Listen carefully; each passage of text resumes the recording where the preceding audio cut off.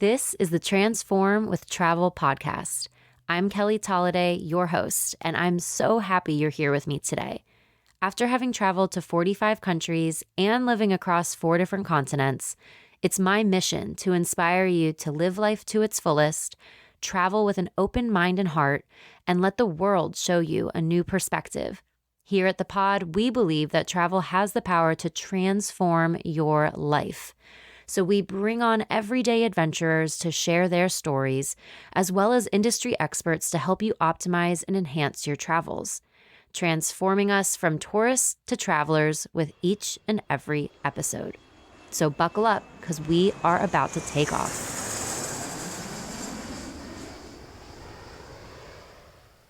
Hi, everyone. Welcome to the Transform with Travel podcast. I'm your host, Kelly Tolliday, the co-founder of R&R, offering elevated travel experiences around the world.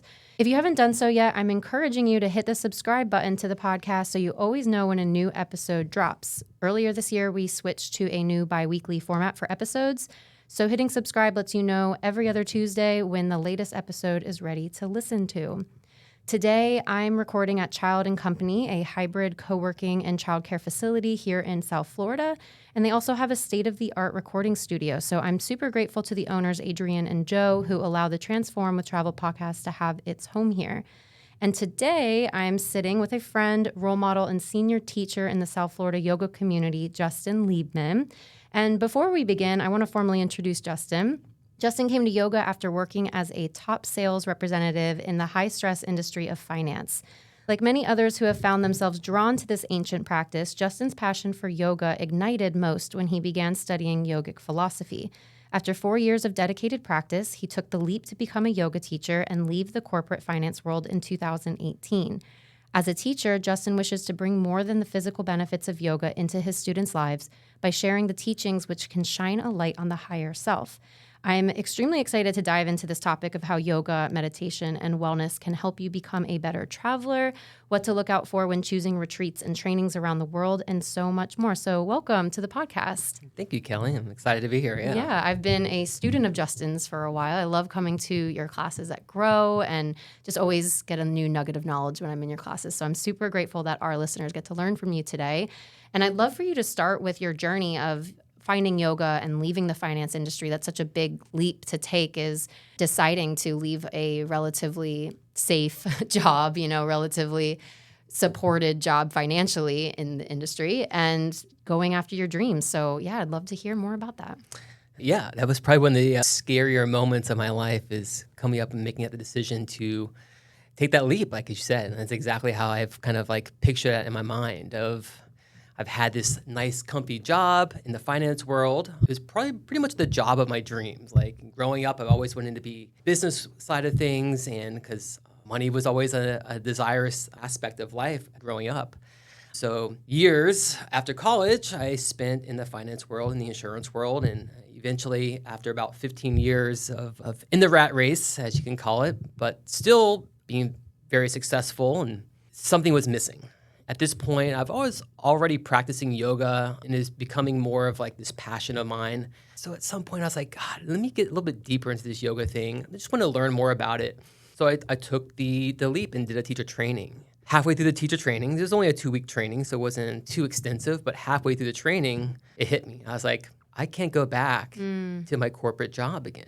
I was exposed to the possibility and the potential of getting out of the rat race. And I saw some light at the end of the tunnel, and I was like, maybe I can do this thing, this yoga teaching thing. And immediately after the teacher training, I had that moment of saying, here it is, I have to make this change.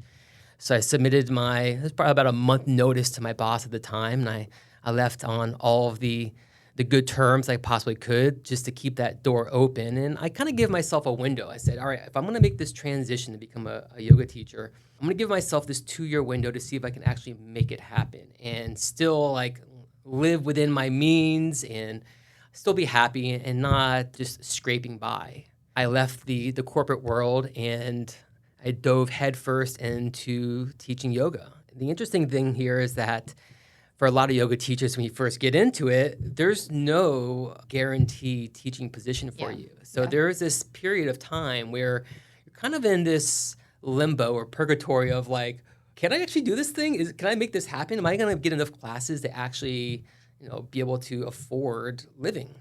So fortunately, I did save up a little bit, and I had a little bit of a buffer. And in that time of beginning to build up a significant class load that I can make a living, there was probably about a 6-month window where I was probably averaging anywhere from maybe like 3 to 7 classes a week.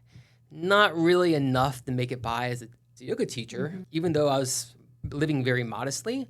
That ended up picking up, and I ended up getting a full schedule over time. But within that 6-month span, I really went full in on just learning. I made basically a schedule for myself just to learn, watching YouTube videos, reading all the material that I can possibly acquire and retain. Retaining is another big part of it because you're just diving in, all this information is coming in. Right. Is it actually sticking? Is it actually sticking? Yeah. So I've probably read about 6 or 7 different anatomy books just because the first couple of times it didn't really stick. So yeah, those first 6 months, I really was just diving in and learning a lot more because you can ask a lot of teachers that have gone through a training and they say they'll get out and they said, I didn't learn anything. I can maybe guide a class and get us from point A to point B, but there's this lack of confidence, this lack of knowledge, especially when you compare yourself to other teachers. So that was my entrance into teaching yoga and then leaving the corporate world. But that moment when I made that decision to say, I'm going to leave these comforts behind, to how I sometimes describe it as like I had my best year I ever had, and I went out on top. I retired after winning the Super Bowl kind of thing in my mind. And it was the best decision I've made. I'm significantly making less money, but I'm significantly happier as well. So I traded some of the income for happiness, and it's been well worth it. So sometimes I'll even get the question from people that are pursuing teaching, should I do this? And I'm like, just go for it, especially if your heart keeps like coming up with this thing of like, I want to do this. If it's a theme in your life that's coming up, then just go for it. Yeah. So last year, my entire family went to Greece to celebrate my parents' 60th birthdays. We were so excited to explore this beautiful country together, but we had no idea where to start when it came to planning. With hundreds of islands to choose from, we knew we needed to work with an expert to ensure it would be the trip of a lifetime, catering to every family member's needs. That's where EO Retreats came in. Working with Katrina, founder of EO Retreats, was an absolute dream, and she made our big, fat Greek family holiday a huge success. EO Retreats is a boutique retreat and travel company specializing in creating one-of-a-kind retreats and custom travel itineraries that will allow you to transform when you travel and be left with memories that will last a lifetime, which we love here at the podcast. Katrina was on the podcast last year where she dove into her story of moving to Greece and embracing the slow living culture. Check out episode 6 to learn more about her move to Greece, and her company EO Retreats. She's inspired people from around the world to make a change in their lives, and she's launching her new course, How to Move to Greece, to help support you in your dreams of moving to Greece as well. Whether you're looking to travel, retreat, or move to Greece, EO Retreats has you covered. Head to eoretreats.com, that's EYIA retreats.com, and learn more about their upcoming group travel and retreats to Greece, their customized itineraries, as well as their new course, How to Move to Greece. I really liked how you said you gave yourself that 2-year window, because a lot of times, not just in yoga teacher training, but just in life, people are like, oh, I'm going to start so-and-so business, and they get really discouraged when they don't hit that coveted 6 figures, or now on Instagram toting the 7 figures, all the things. And I remember listening to a podcast from a travel TV host, Samantha Brown, and she said when she initially moved to New York City to pursue Broadway, she gave herself 10 years to make it in the market. And it was like, for me, I was like, wow, we really don't give ourselves enough credit how long it takes to build credibility, to build an audience, to build loyalty amongst your clients, and also, like you said, to build the knowledge. You do one teacher training, like none of us still, after 1,000 hours worth of training, are senior teachers, right, in the eyes of the gurus in India. So I think that's really powerful that you gave yourself that window to learn, to take your time to sustainably grow that class load, to understand what you like about certain studios, what you don't like about, like, who do you want to work for. I think that takes a lot of patience that not a lot of people have anymore. So that's really cool for those listening. Like, give yourself the time. Don't count yourself out just because you had a rough 6 months or you didn't get the coveted class that you want or whatever it is that you're working towards. I think that's awesome. And so you've been now teaching yoga all over South Florida, and you're very well known for your handstand workshops, your arm balance workshops, meditation workshops. How have you found, in the case of traveling and having trained all over the world now and running retreats all over the world, how have you found that your own personal practice of yoga and meditation makes you a better traveler, or even a better person in that regard?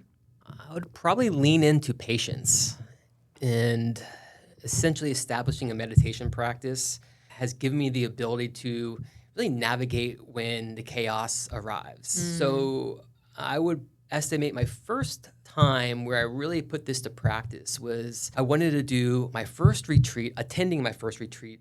I think it was roughly 2020, 2019, prior to COVID. And I've had all the desires to do this retreat with my teacher, Daniel Rama. So excited for it, and just ramping up for it, attending his workshops and really getting to know him better. And then COVID hit. I had to put this desire of doing this retreat on the back burner for a couple years.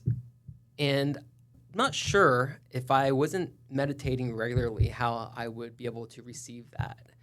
I think I would probably be a little bit more antsy and say, I'm going to give up on it. But it's within the slowing down, incorporating this practice that allowed me to have a little bit more insight into what I really wanted out of this retreat. And it basically told me, this is what I needed to do. This is the path.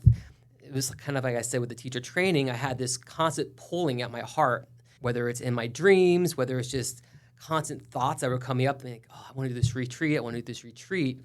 And if I wasn't meditating, I didn't create enough space to have some of this intuition arise. And so really I would say it was my meditation practice that really kind of gave me the opportunity to set forth my path of now doing a lot of retreats, whether it's hosting them or attending them. Yeah, I think that's really cool. The concept in yoga and Buddhism and a lot of other philosophies and cultures is this idea of non-attachment. And yeah, you've built this up in your head for so long, kind of like how someone might have built up a travel experience in their head for so long, and then maybe the actual destination falls flat for them, or it gets canceled, or, XYZ happens. And it's like, how do you not spiral into despair and depression because these things have happened, as opposed to just saying like, okay, and so it is. And so it is. This has happened. And how do we redirect that energy to something else, knowing that at some stage this will come back around to me, or it might not. And how do you feel okay with that? I think that's really cool. And so you mentioned that you've hosted a lot of retreats. You've attended a lot of retreats. And I know that last year you went to Thailand for your second time to do a training. Yep. There's a lot of people out there looking for retreat experiences. This is what we do with our business, Rising Nature Retreats, is we offer these travel experiences infused with wellness. And so there's a lot of retreats out there now. There's influencers running retreats, coaches running retreats, yoga teachers running retreats, like you name it, and there's a retreat for it, right? So as somebody who has done trainings overseas, retreats overseas, domestically, all the things, what are some things that you would look out for if you were looking to join one in terms of green flags, red flags, beige flags, all the flags? What would you be looking for if you were searching to do a retreat in XYZ country? I would start with the teacher themselves and getting an idea if their approach and their style is right for you. There are, like you said, influencers. There's a million other teachers out there doing retreats. Different studios are all doing retreats as well. And if you can resonate with a specific teacher, then I feel like that's a good starting point. And then beyond that, then you can start looking at how I would approach it is, what does the schedule look like? And is that schedule going to be meeting some of the things that I want to see in a retreat? And as an example, I've attended a couple of retreats where there was a full schedule of all things yoga. So you got meditation in the morning, you got multiple workshops, you got yoga class in the morning as well, you have yoga class at night, some more intense workshops before that evening yoga class. So it's like a full day of yoga. And I've been to some retreats where you basically have a yoga class in the morning and you got a workshop in the afternoon. And they're both could be exactly what you need depending on what you want. So there may be some destinations where you don't want that full day of yoga. You want a couple days or a couple little moments of yoga splashed in there so you can do some of the excursions. But you may be going to a destination, well, I'm not super interested in that destination, so let's make this more of a full-on immersion. And let's see if we can find a retreat or a teacher that's going to be stacking a lot of opportunities for me to be with that teacher. Right. Like you really want to go train with this one teacher, but maybe I'm not so interested in the actual place, but I don't care because I'm going for this teacher. As opposed to, I really want to go to Greece and these cool teachers are going, let's go and have an experience. That's a really interesting take on that for sure. And what are some things that you would say to an aspiring retreater or trainee that if they are looking, whether it's abroad or locally, what are some things that might be a bit of a red flag for somebody? So for myself, I would say a red flag could potentially be if you have the desire to really have this full-on experience of yoga that includes meditation and some more of the subtle practices, and that teacher is just this power vinyasa teacher, and that's really not in their forte of the meditation or some of the more subtle practices, like that is something you have to be super aware of. And this is kind of personal experience here as I went on a retreat and I loved the teacher. She was fantastic, handstand practitioner. She's basically a contortionist, and I got a ton out of it in terms of the workshops, and I enjoyed her yoga class as well, but there was zero meditation. And that was something I kind of learned. I wanted some of that element, and if I would have redone it, I probably would have still gone because there's other aspects that were really interesting. But if I would have known, maybe I would have changed how I would have approached it personally. Maybe I would have spent more time meditating on my own in the morning, as an example. But really, there's not a lot of red flags unless I would say this is a brand new teacher. You have no experience with this brand new teacher. It's maybe their first, second time doing a retreat, and you don't have a rapport with that teacher. That would be something I would be concerned with. Yeah. It's not that you can't do a retreat with a teacher you've never been exposed to, but you're going to, in my estimation, have to do a little bit more legwork on the front end to make sure that if it's this brand new teacher, that there's other elements that are going to really make this retreat worth your while. Yeah, I really appreciate that because I find the same. I would say like 95% of our clients that come with us on a multi-day retreat somewhere around the world are someone who's already had a direct experience with one of us, me or Chloe. Like very rarely do we get someone completely random that just found us on the internet. Usually it's like someone's had a one-to-one experience with us, has come to one of our events, or a friend has been like, you have to go with them, and they trust because of that friend. And so I think that's really important, is that idea of relationship building with the person that you are going to go travel with on retreat in a world of, Instagram influencers and people that can just say, oh, I'm gonna lead a trip when I have no experience, which is how you get experience, is by doing it the first time, of course. But I think that's really powerful. And for someone who is perhaps a teacher or a coach or someone who wants to run their first retreat, as someone who has hosted retreats, do you have any pieces of advice for them on how to make an experience really powerful for your clients? Sure. I'll tell you exactly what I did. So after attending my first retreat, I kind of attended that retreat with the mindset of I'm also scouting to see what they're doing. A little research here of how I can apply what my teacher is doing into my own retreat. And so after attending Rama's retreat, I really got a great template of what I loved about it. And I pretty much structured my retreat with a very similar kind of template. And without having an experience of doing a retreat first, I don't think I would have been able to execute the fantastic experience for the mass of people that we had for that retreat. I don't know about you, but something I've always grappled with as a traveler is how to dress comfortably for travel, but also look stylish, preferably without checking a bag. As I've grown older, I want my travel outfits to match my lifestyle. And even though I may have matured from my backpacking days, comfort is still a priority for me, especially on long travel days. I was stoked to be introduced to the brand Anatomy, who specialize in functional luxury travel clothing. I fell in love with their passion for sustainability, high-quality fabrics, and how fashion can transform and elevate your adventures. It actually simplifies your life and takes the stress out of packing and dressing. I recently took an 8-hour flight to Portugal in one of their shirts and pants and was super comfortable, stylish, and wrinkle-free the whole way through. My favorite thing about Anatomy is that they hand-select fabrics that are wrinkle-resistant, easy to maintain, and do not take up too much luggage space. I can pack an entire weekend's worth of Anatomy outfits in one of their signature packing cubes, eliminating my need to check a bag, which we all know is a huge flex as a traveler. You can hand wash and hang dry, so the clothing doesn't need dry cleaning or ironing services, saving time and money on the road.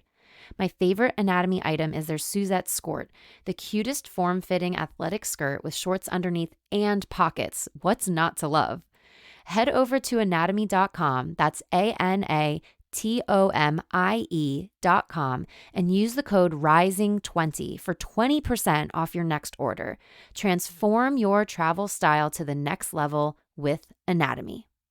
That's so true. I've been running retreats for 7 years, and I kind of have I got my schedule down pat. Like no matter what country we're in, it's pretty much like we know, and our guests that have come on every retreat for 7 years knows like, oh, on day 2 we do this, and and we recently had an experience where we were on a retreat, like we were guests on a retreat, and I was like, I never would have thought to put it that way, but that felt really good to switch it up. So now we're a lot more flexible with how we kind of frame the schedule, and I think our clients have really appreciated that, and that's for taking the time to go and research and see what feels good for you, because what feels good for you might feel good for your clients too. So I think that's really, really good advice. And if you want to run a retreat, go on a couple and see how other teachers do it and what feels good for you and what doesn't and what you would like to do.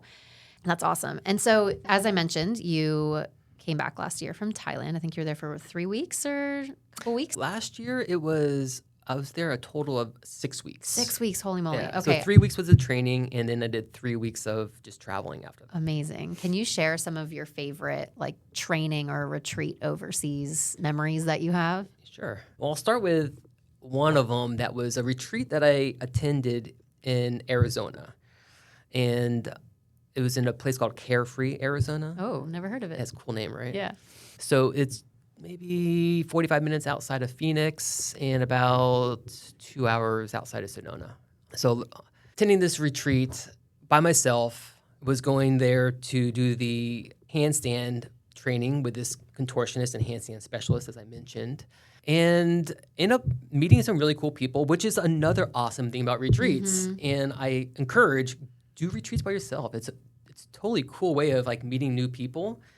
And so I met this teacher. She's based out of Ohio, Emily, and she has a studio in Ohio. We hit it off, and we stayed in contact, and we ended up doing a retreat together. Oh, no way. Hosting a retreat after we attended it together in Costa Rica, and that was in 2023. Okay. Yeah. Amazing. So you never know who you're going to meet. Yeah, so it was a really cool way of letting it become this retreat for me. And then all of a sudden it was like, oh, we're going to do this thing together for other people. It was a really nice path of offering a retreat to other people. And both were excellent as an attendee and then also as... Yeah, and I think that's really cool. One of the cool things we see on our retreats is guests who have never met each other before then become really good friends, and then they continue to travel together. Like we had a couple guests in Greece last year who met on retreat the year prior with us, and then they traveled for 2 weeks through Greece before our retreat started, and we're like they're best friends because of that. And so I think that's cool to say, if you don't have someone to go with, go by yourself. It's actually encouraged to go by yourself, because then you can 100% you get to make those decisions on a daily basis. What do you want to do, instead of turning to your friend or your partner well, what do you want to do? It's just you get to make those decisions for yourself. Having full autonomy of your schedule is really cool, because we don't really get that on a day-to-day basis. Usually we have to answer to someone, whether it's a boss or a partner or a kid or whatever. So with your traveling that you do, hosting, leading, attending, travel for fun, all the things, it is, and it can be, especially as a retreat host, which is kind of ironic, but it can be hard to kind of maintain your health and wellness, vitality practice every day while you're on the road. There's lots of variables changing. What are some of your favorite ways to make sure that you're kind of staying on top of your health and wellness so you do feel good to travel. Now, there's nothing worse than getting somewhere and starting to feel sick or your digestion's off or, you're just feeling off on your vacation. It's not supposed to happen. So what are some of your tips for that? Well, I'm pretty rigid in my life when it comes to health and wellness. So usually when I'm not vacationing or not retreating or not doing trainings, I'm pretty much dialed in. So when I do go to trainings or retreats, I usually give myself a little bit more leeway. But on the other side of this is whenever I do go to a retreat or a training, it's almost like I'm guaranteed to have like good, healthy, clean food. Right. So I don't like the wheels aren't coming off. So I may have some different changes to my eating pattern, timing, but for the most part, I'm still eating quality food. So that's another benefit of retreats and trainings is that you're going to have healthier choices. And most likely you're going to be still maintaining healthy living practices as well. So that's another kind of just add-in benefit of going to retreats and trainings. Yeah. But I would also add there is just the act of traveling can be really difficult. It could be a challenge on the body. Those choices of food are a little bit harder when you're out in the airport kind of thing. And I think it's okay to give yourself a little leeway there, but at the same time, just be mindful. And this is where the kind of the meditation practice comes in. It allows you to have more clarity with the choices that you do decided to make, whether it's health or well-being. Yeah, I think that's a really good point because there's this doctor that I follow, Dr. Elisa Vitti. She focuses primarily on hormones, but she always says, just because your body doesn't know you're going on vacation. So it's not a free-for-all on just like you said, letting the wheels fall off and just going completely crazy. Now, that to say, you're on vacation, let loose, have some fun, have the pastry, but also how can you counterbalance that by maybe doing some more walking after dinner or instead of taking a cab, maybe walk around the city, or when you're at the airport, go for the almonds instead of the croissant. What can you do that doesn't feel restrictive, but also you're not going to throw your body into haywire because it has no clue that you're on vacation mode. It's just running the same way that it would every day, just in a different place. So I think that's really cool. And I remember on our Costa Rica retreat, my business partner, Chloe, she's gluten-free and dairy-free. And she was like, this is the best I've ever felt on vacation because the chef took such care of making sure that the food was on point for her and that she had, the special this and the special that. And she was like, this is the best that I've ever felt. I wish you could go anywhere in the world and they would treat you that way. And it's like you said, if feeling good on vacation is what you want, retreats and mindful travel operations, conscious travel tours, whatever it is, that could be a really solid place for you to land. And sometimes it's really nice to have those decisions.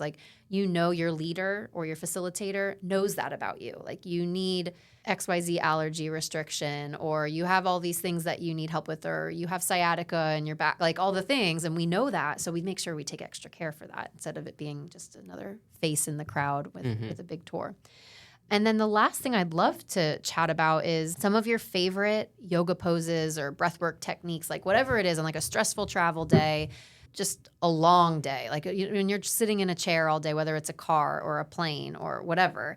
What are some of your favorite yoga poses or techniques that you use when you're traveling? Sure. So I'll start off with while I'm actually in my seat on the airplane because I get super nervous when I travel. Oh. And I always have the same thought was, is this going to be the time where the jet goes down? It still hits my head. And so I lean right into two different techniques. So I usually work with box breath, samavriti. And this is a fantastic way of not only working with the physiology, because we're essentially lengthening the duration of the inhale and exhale that allows us to help downregulate the nervous system. But you can also utilize visualization with the box breath. So just visualize tracing the outside of a box as you use the inhales, the exhales, and the breath holds. And this basically takes the mind, traps the mind into what you want to focus on, and it eliminates a lot of that fear nerves that you may have from flying. So that's one of my go-tos. Another one of my go-tos as well is japa meditation. So this is the use of a mala.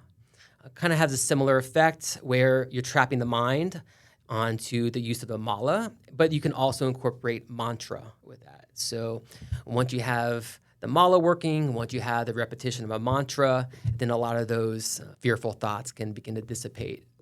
So for more of the stress side of things, that's kind of what I'll utilize when I'm actually in the chair to go fly. But when I'm in between, let's say I'm layover in Qatar and I have an hour before I have to get on the next flight, well, first thing I'm going to do is I'm not going to take the escalators or I'm not going to take any of the moving machines. I'm going to walk, get some movement in my body.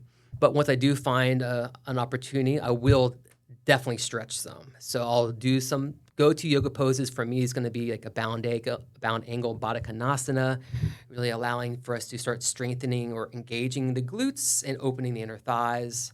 I'll probably work with a couple forward folds. But really some of the other bigger things for me is going to be hip extension. So when we're sitting a lot, we're in hip flexion and essentially want to move in that opposite direction. So things like lunges can be very helpful, or camel pose is also something I tend to work with.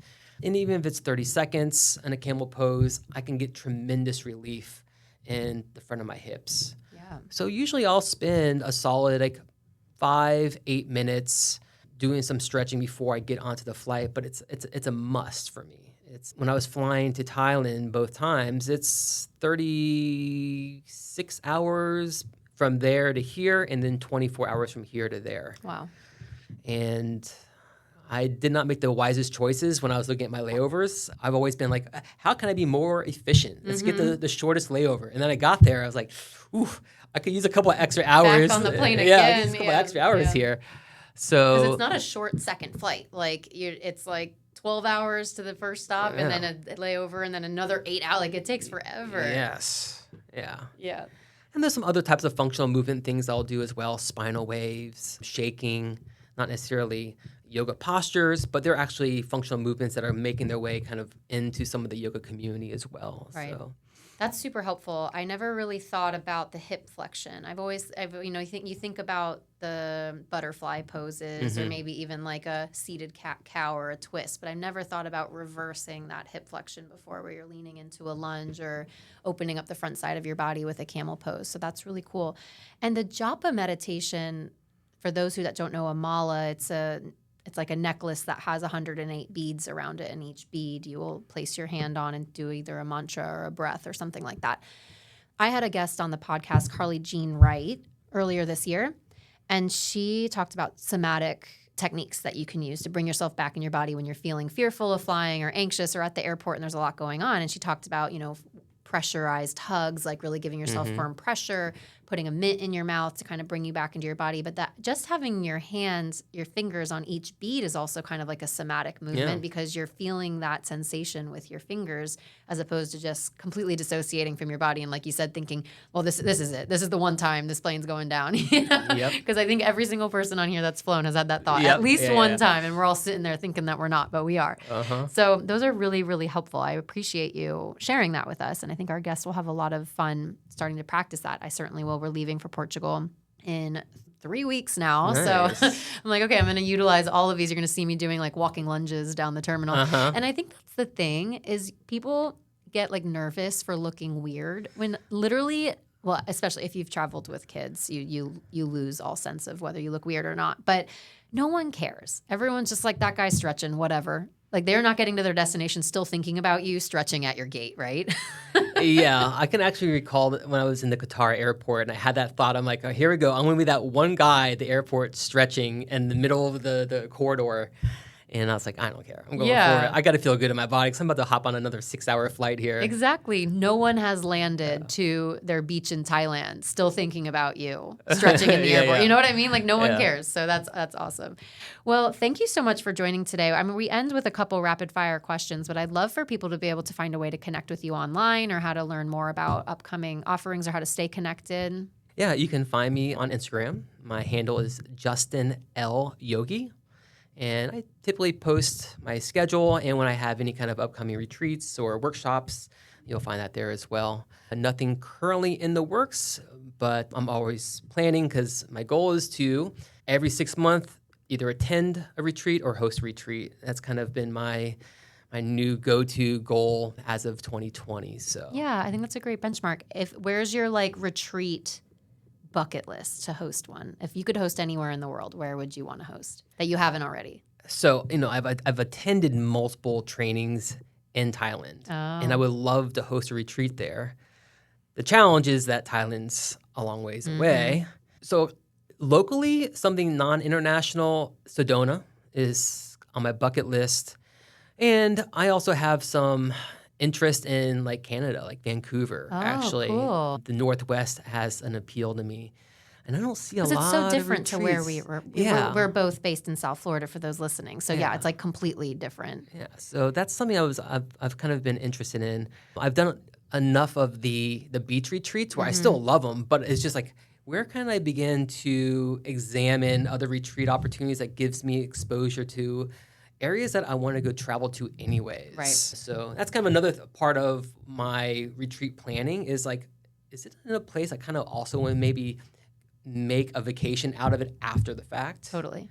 And also a place that if you want a vacation afterwards, other guests might want a vacation Correct. afterwards. A lot of times we see guests, like multiple people in our Portugal retreat are spending another week like road tripping through Portugal. Yes. It's like making it a place where people want to go to. Like, so that's a combination of both obviously wanting to go on retreat with you as a teacher, but then also wanting to go to that place too. I got you covered for Thailand. We have a couple of retreat centers there that we've worked with. okay. And I know of a couple in BC, but I haven't been yet. So I will let you know. Okay, so our rapid fire questions. The first one is, what if you could only go back to one country or place in the world, where would it be and why? Thailand again. It's just something that it draws me there. It's the people are as friendly as anywhere I've ever been. In particular, where I've been going for my trainings in Thailand, it's in this beautiful like beach town. It's an island actually, Which island is it? Koh Samui. Oh, okay. Yeah, I know you've mentioned Yeah, been yeah. there before. So it's a little bit of a slower pace, but I've been there multiple times and I just can't get enough of it. So it is a place where I would definitely want to go back again, besides some of those Northwest locations. Yeah, amazing. Okay, what country or place made the biggest impact on you? So it might not be like the most like wow, but like where's the place that you've had the most personal transformation from? Probably be the very first retreat I attended with my teacher Rama in Tepselton near Mexico City. So this was in the Oh. mountains about 2 hours outside That's of like Mexico super City. unique place for a retreat. Yeah. Like you don't hear many retreats there. Well, it's kind of like this spiritual vortex. Really? Yeah, they're known for like a lot of their shamans and kind of like the mystical power that can be felt there. You'll see a lot of the crystal stores, and so it's one of those places that you can feel the energy. And like I felt that when I go to Sedona, I felt that in other places, even Tulum. And they say you can have that kind of that charge you can pick up on, but yeah, I felt it there as well. And it was very impactful, not because it was just my first retreat I ever attended and it was with my teacher, but I had a lot of these connections with the students, other students there, that I think we all equally had these aha moments of not just like the physical practice, but we had breakthroughs of like who we are. Yeah. And in my trainings, when we're more immersed and we have a longer period of time, you're doing a lot more meditation, yes, that's accessible. But in a retreat, it was really cool to say I can still get that same powerful like, oh, I'm having some life-changing things out of this retreat of seeing about just really what I want in my life and seeing those changes during that week process. And then maybe the next step is applying those changes afterwards. And so I've made those changes. Like for me, it was attending that retreat and then being like, okay, I want to host a retreat. I can make this happen. I saw the template. I can see myself doing it. And that was kind of like my foray of getting into hosting retreats. So that first one was the most powerful. It was lovely location. The people were awesome. And it's something I still am able to like reflect upon and have these relationships with the people there. Yeah, I love when a retreat location lends itself to the experience that you're having. Of course, there's the teacher. Of course, there's the students that you're with and the work that you're doing. But when the location itself is like part of the transformation, we see that a lot with our guests when they observe from the culture, from the nature around, and that becomes part of the biggest insight is like the actual place holding you. So that's awesome. I'm glad you got to have that experience. Mm-hmm. Okay, the next question is your go-to travel accessory or must-have. I would probably have to lean on a good book. When I get stressed from the concept of, oh, this plane's going to go down and maybe the meditation is not as effective, I can lean into some yoga philosophy. That's typically what I read is philosophy or anatomy or something more yoga related. I'll lean into the philosophy, and that just puts my mind into a clearer space and less worried. Yeah. Angst. Yeah, just like escape by going into a little philosophy there. I usually travel pretty light though. Yeah. I don't bring too many items with me. Yeah, I mean, it makes life easier. And then the last question is, what's the biggest life lesson you've learned while traveling? I think actually traveling, I've learned about myself in the confidence of being able to navigate countries when you can't even speak the language. And I had a lot of doubt when I was going to Mexico and even Thailand, and being like, all right, well, they're not going to speak my language. I got to figure this out. I mean, I've done a fair amount of traveling growing up, but not so much international. So most of my international travel has been in the last 5-7 years or so. And really being able to just get from point A to point B and have it be a smooth process and saying, oh, okay, I can do this very well, very effectively. And then it makes every other time you travel after that pretty easy. Yeah. And it's like doing that first retreat and being like, oh, this was awesome. I was able to go by myself. And that kind of the fear of just doing it by yourself. And once that is gone, it's like, okay, I can do this and I like it. I like the fact that I was there by myself. It's kind of a cool thing too. Yeah, you get this. We talk about this on the podcast a lot, but it's like you pocket that experience for future experiences. Like, oh, if I could do that, I could do this. Oh, I did this by myself and I'll be fine here. And it just like keeps building and building and building. So it's like this confidence booster when you are able to navigate a busy street in Bangkok or, speak to a local with neither of you speaking the language. It's like, okay, if I could do that, I could definitely do X, Y, Z. And then life just gets more and more interesting from there. Well, is there anything else you want to leave our listeners with or any little last bits of knowledge or wisdom? I mean, the only thing I can really just lean in is if you're thinking about doing a retreat and maybe you're hesitant because you don't have someone to go with, go by yourself. It is a fantastic opportunity. You kind of hit on it as well, is that when you do go by yourself, you also can kind of manage your schedule to how you want it to be for you to get the most out of it. So I think maybe I was a little hesitant the first time I did the retreat by myself. And then afterwards, I was like, I think I only want to do it by myself moving forward. It's like you time. Like it's like your only time in your life that you get to fully be like, this is for me. And I get to decide yes or no or who with and who not with. So yeah, it's like, and you can make it as, this is my transformational experience. I want to come out of this something changed, new feeling, having this new perspective when I come back into my life, my family, my kids, my relationships, and be able to have this new way of seeing things so they can benefit from my travels as much as I did. Totally, 100% that integration back home. Well, thank you so much for joining. I know our listeners are going to have such a good time listening to this. And for anyone who's listening, thinking about taking the leap of going on a retreat, definitely be sure to be on the lookout for Justin's retreats coming up. Be sure to have an amazing time. Thank you so much for joining, and we'll see you guys on the other side. Thank you. Thanks for tuning in to another episode of the Transform with Travel podcast. Don't forget to hit subscribe so you never miss an episode of inspiration, adventure, and exploration. If you felt inspired by this episode, please rate and review in whatever streaming app you're listening from. This allows us to spread the word even more and continue to serve up weekly doses of adventure. As always, we'd love if you could share the episode with someone in your life who you think will benefit from this conversation. Thanks so much for listening. This is your reminder to get out there and keep on exploring.